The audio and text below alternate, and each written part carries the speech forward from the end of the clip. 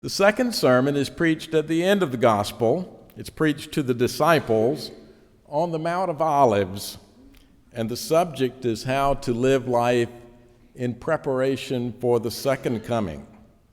And today's reading comes in the midst of that particular sermon, those teachings about the end of time. His sermon begins with chapter 24, a chapter earlier than we were reading. It's prompted when the disciples asked Jesus when the end will come and what will be the signs that they will be able to observe that it is getting near. Jesus starts out his sermon in which he talks in very apocalyptic imagery about earthquakes and wars and persecutions. His point being that these things are going to continually happen until the end of time. He has two specific charges in this sermon for the congregation. The first specific charge to the disciples and the church is this: do not be led astray by false teachings, false prophets. People continually try to point to world events and astrological signs to make people believe that they know exactly when the second coming is going to take place and when the world is going to end. They try to panic Christians into following them into a world of speculation and sign gazing and getting away from doing those things that we're supposed to be doing as Christians in our daily walk. The second specific charge Jesus gives to the disciples and to us in the church is keep awake, be ready. For the Son of Man is coming at an hour you do not expect. It's not a predictable time, not something that you're going to be able to see the signs and then get ready. It's going to be an hour that you do not expect.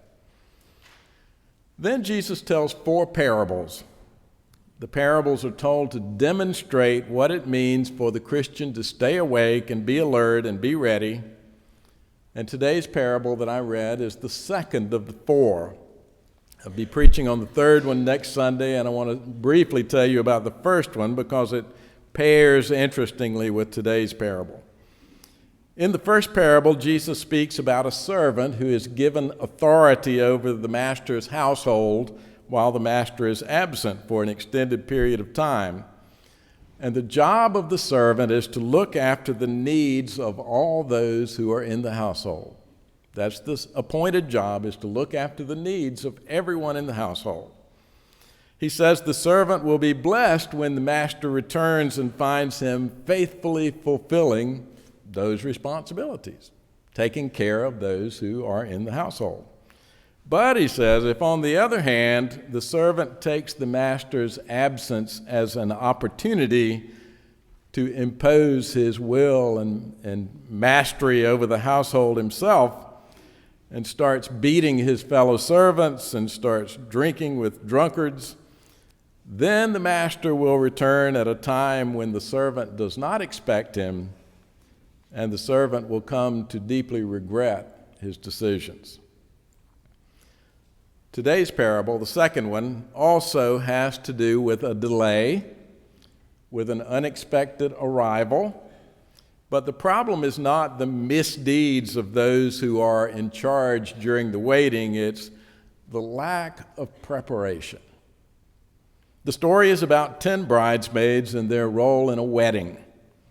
In the story, Jesus is cast as the groom of the wedding, and the church are the bridesmaids. Customs were so different in that time and place. I've given you some background about it before, but I'd like to do that briefly again to refresh your memory. There was not a stated hour for the wedding because there was a custom that had to be observed in preparation. The families of the bride and the groom would meet together to bargain over the gifts that would be given to the bride's family by the groom's family. That's a touchy thing. The bride's family needed to show that they were only giving this wonderful, beautiful daughter away with the greatest reluctance. And the groom's family needed to show that they understood that and they adequately had regard for the bride and for her family. And not until an agreement about this could be reached could the marriage begin. Middle Easterners in general love this process of bartering or bargaining. They would be bored to death to go into a store where the price tag on the item was actually the price that the store expected to get for it.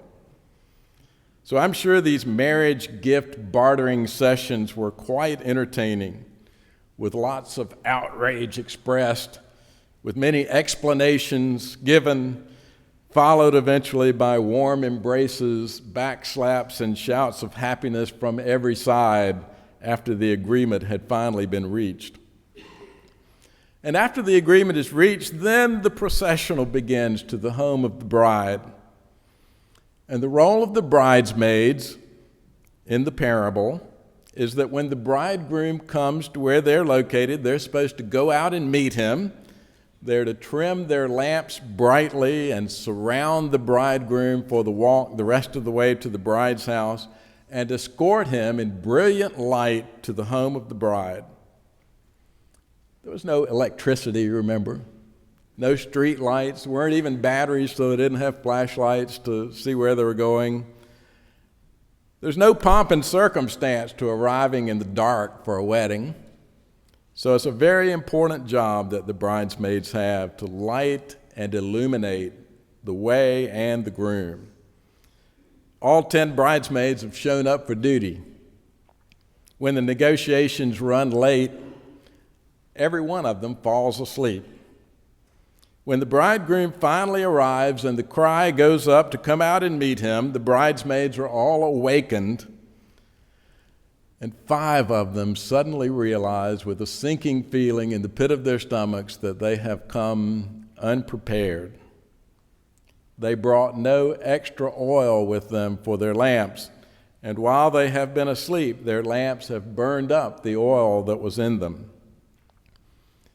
So in a panic, they ask if the ones who brought extra oil would share with them, but they are refused and told to go to the dealer for more.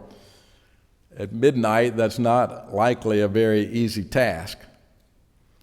The wise girls are correct that it would be better to have 5 bridesmaids escorting the bridegroom with lamps burning brightly rather than having all 10 lamps sputtering or burning dimly in order to conserve enough oil to make sure they made it to the bride's house. Would be an ominous note on which to begin a marriage. So by the time the other 5 go and find oil and make it to the bride's house, they're late and they're not allowed in. It has been the custom in Israel, even up to modern times, that if you arrive late to a marriage celebration, you are not allowed in. This would not be seen as a cruel or unusual thing to do to these people by the original hearers of the parable.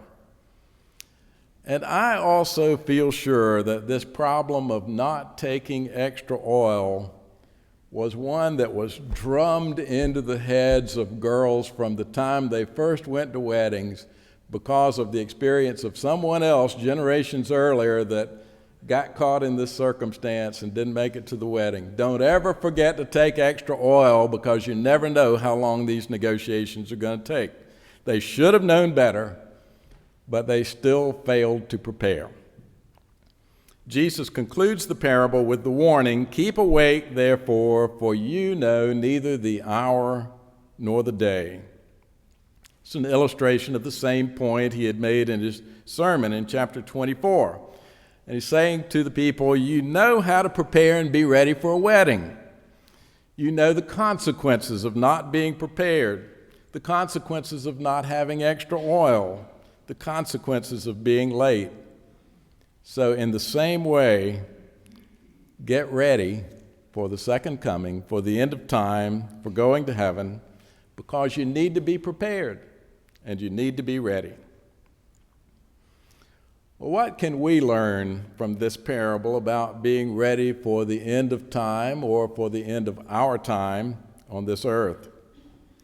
The error of the foolish bridesmaids is that they did not prepare and provide for the possibility of a delay. Seems to me that may be one of the most urgent dangers for the faith of 21st century Christians. We're great at worrying. We worry about lots of different things happening, and we try to prepare for those things to happen. We buy insurance in case we get sick or in case one of us dies early. We write wills. We set aside money in savings accounts. We prepare health care, powers of attorney, and consent forms. But it's one thing to prepare yourself for something to happen. It's quite another thing, and much harder, I think, to prepare yourself for nothing to happen. What do I mean by that? Well, by the time Matthew's gospel was written toward the end of the first century, a significant amount of time had gone by since Jesus' resurrection. The early church clearly expected that Jesus was coming back very soon, and Jesus had said some things to lead them to believe that. So when he did not come back quickly, it created a crisis for the church. And some began to lose faith. Some began to drop out of church, gave up on it. Others persevered. The question for us is, how do we go on expecting and being prepared for an any-minute return of Jesus when, for heaven's sake, it's already been 2,000 years? How do you maintain faith when nothing happens? Actually, it's worse than that, because plenty of stuff does happen. Wars happen, famines happen, earthquakes happen, hurricanes happen, just as Jesus said. Cancer happens, divorce happens, drug addiction happens, death happens. Injustice is all around. Inequities are painfully obvious in communities, nations, and the world. Hatred and alienation are everywhere. So how do you keep oil in your lamp of faith when everything is so discouraging? How do you keep letting your little light shine so that when the time suddenly comes like a thief in the night, but is actually the bridegroom in the night, you'll be prepared and you'll have oil in your lamp so that you can trim it and accompany him to the marriage feast of the Lamb? It requires enormous perseverance and determination to continue in faith and to strengthen faith. It's the spiritual equivalent of being a long-distance runner. The life of faith is not a 50-yard dash where you can see the finish line and you run into it, and as soon as you get over it, you're done. It's an endurance test which lasts your whole life. Someone who dabbles in jogging is never going to be successful in finishing a marathon. And someone who dabbles in being a Christian is not going to be successful in being able to persevere through life's disappointments and losses. It requires training, surrounding yourself with people who are striving for the same goal so that you can encourage and support each other. The extra reserve of oil needed to be ready for a delay is provided by studying the Bible, by having an active prayer life, by worshiping regularly, by being a vital part of the caring community of faith, by being involved in ministry to the community. When you do these things regularly and faithfully, you're storing up the extra oil that you'll need to make it to the end and be prepared for the end. Patience, perseverance, preparation, these are the ways to endure the delay and be ready. Seeing the parable in that light helps us understand why the wise bridesmaids in the story can't just simply give extra oil to the foolish bridesmaids.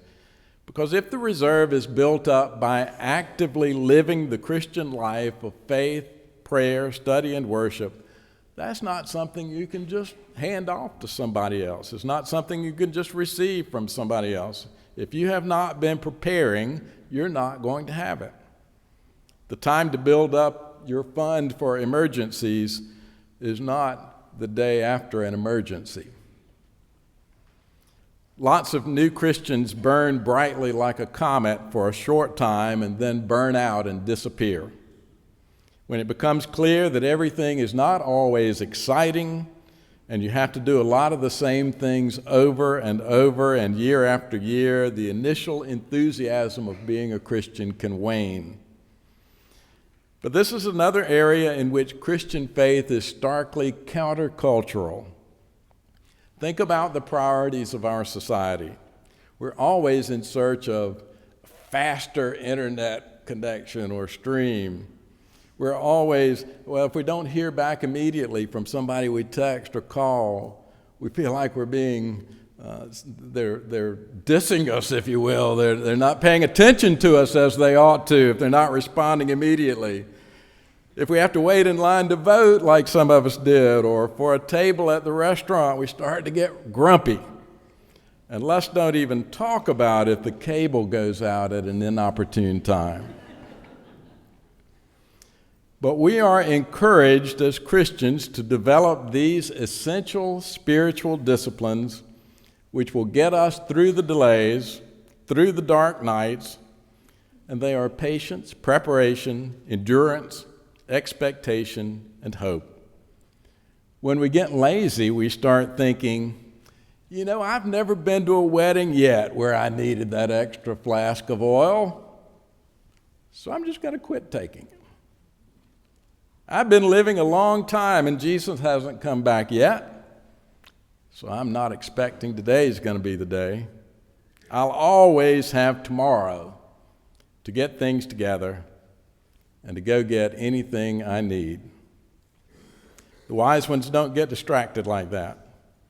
They keep on doing things the right way every day, bringing the extra oil to every wedding, even though it's one more thing to keep up with, developing their faith as a deep reserve to hold them through until the time when the shout is heard, "Here he comes. Bring your lamps to greet him." So keep alert. Be ready. The Son of Man is coming at an hour we don't expect. In the name of the Father, and the Son, and the Holy Spirit. Amen.